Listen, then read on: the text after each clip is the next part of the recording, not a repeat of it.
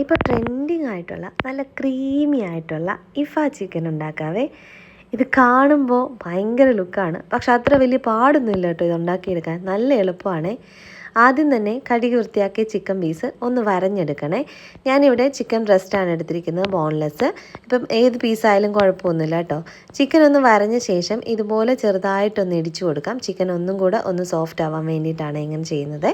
ഇനി നമുക്ക് chicken marinate ചെയ്യാൻ വേണ്ടിയിട്ട് മഞ്ഞൾപ്പൊടിയും കാശ്മീരി മുളക് പൊടി, ഗരം മസാല, കുരുമുളക് പൊടി, ഉപ്പ്, ഇഞ്ചി വെളുത്തുള്ളി പേസ്റ്റും തൈരും, പിന്നെ ഒന്നുകിൽ നാരങ്ങാനീര് അല്ലെ കുറച്ച് വിനാഗിരി, എല്ലാം കൂടെ നന്നായിട്ട് കൈ കൊണ്ടൊന്ന് മിക്സ് ചെയ്തെടുക്കണേ.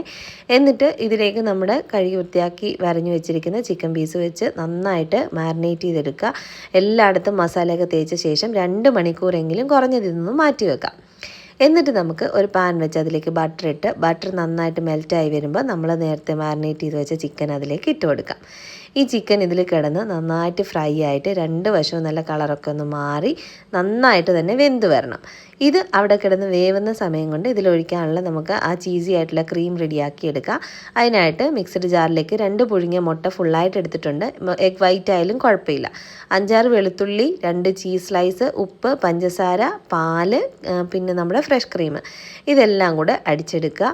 എന്നിട്ട് അങ്ങ് മാറ്റി വെക്കുക. അപ്പോഴത്തേക്കും നമ്മുടെ ചിക്കൻ ഇവിടെ നന്നായിട്ട് ഫ്രൈ ആയി വന്നിട്ടുണ്ട് കേട്ടോ.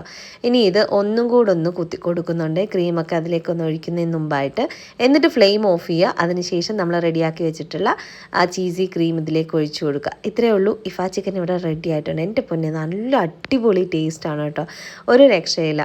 നിങ്ങൾ ഒരു വട്ടം അങ്ങനെ ട്രൈ ചെയ്യണേ. നാനോ ചപ്പാത്തിയോ പൊറോട്ടയോ എന്തിൻ്റെ കൂടെ ആയാലും അടാറ് ടേസ്റ്റാണ്. അപ്പോൾ ഒരു മസ്റ്റ് ട്രൈ ആയിട്ടാണ്. ട്രൈ ചെയ്തിട്ട് അഭിപ്രായം കമൻറ്റ് ചെയ്യുക. വീഡിയോ ഇഷ്ടപ്പെട്ടാൽ ലൈക്ക് ആൻഡ് സബ്സ്ക്രൈബ് ചെയ്യുക. ടാറ്റാ.